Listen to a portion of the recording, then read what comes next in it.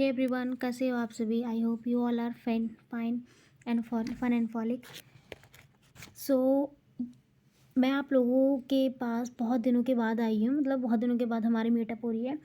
यहाँ पे ये वीडियो बहुत ज़्यादा इंपॉर्टेंट है ओनली फॉर इग्नू वालों के लिए। तो अब हमने इग्नू वाले बच्चों के लिए भी जो है कंटेंट, इग्नू वाले बच्चों के लिए भी स्टडी मटेरियल बनाने तैयार कर दिए हैं, क्योंकि बहुत सारे इग्नू के स्टूडेंट हैं, उनको रेफरेंस नहीं मिलता, उनको कोई बुक सजेशन नहीं मिलता है, बहुत ज़्यादा चिंता होती है। क्योंकि इग्नू टोटली ओपन यूनिवर्सिटी है, ये कह सकते हो आप। Because of open university students has no any guidance for doing study in a better वे।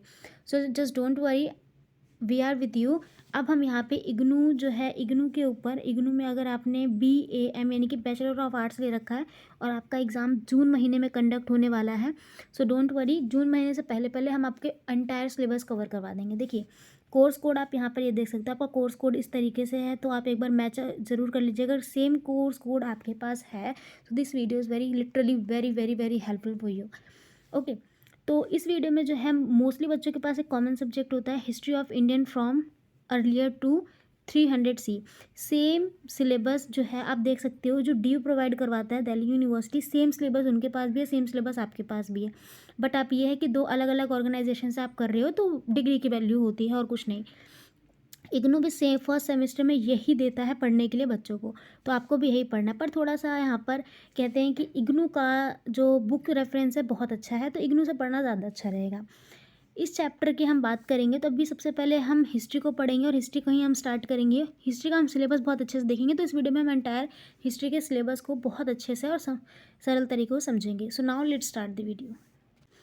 ये जो फ़ोटो है ये आपकी पाठ्यक्रम से ही लिया गया है, ये मैंने वहीं से फ़ोटो उठाई है। अगर आप बुक का एक व्लॉग मांगोगे तो मैं आपको व्लॉग भी दे दूँगी, वो भी लेकर के आऊँगी, जिसमें आप सब चीज़ें देखोगे।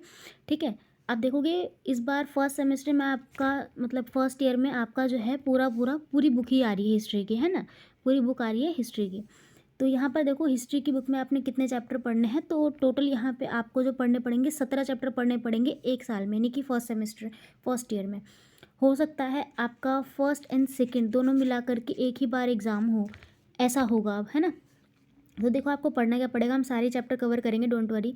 सबसे पहले हम प्राचीन भारतीय इतिहास के स्रोत के बारे में, यूनिट नंबर 2, फिर इन्हीं स्रोतों के रूप में पुरातत्व विज्ञान और कुछ पुरातात्विक स्थल यानी कि पुरानी जगह जैसे हड़प्पा सभ्यता, मेसोपोटामिया के बारे में बहुत विस्तार से पढ़ेंगे। ओके, यूनिट 3 में फिर आप देखोगे तो भारतीय इतिहास के बारे में पढ़ना पड़ेगा। यूनिट 4 में शिकारी संग्रहण, इनके लोग उस समय पे शिकार अगर करते थे तो क्या क्या चीज़ें करते थे, और साथ में कृषि था, पशुपालन था, क्यों ज़रूरी होता था, क्योंकि पास्ट की चीज़ें आज भी देखी जा रही है। मुझे पता है बहुत सारे बच्चों को हिस्ट्री पढ़नी अच्छी नहीं लगती किसी, बट डोंट वरी, हिस्ट्री बहुत ही इंटरेस्टिंग सब्जेक्ट है अगर आप आज से उसको रिलेट करोगे तो, है ना। यूनिट नंबर 5 हड़प्पा सभ्यता, very important chapter. Unit number 6 Harappa सभ्यता की भौतिक और समाज वगैरह के बारे में, very important chapter.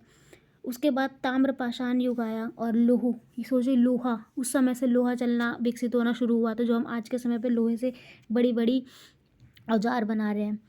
Unit number 8 वैदिक समाज आया, एक नए समाज की स्थापना हुई।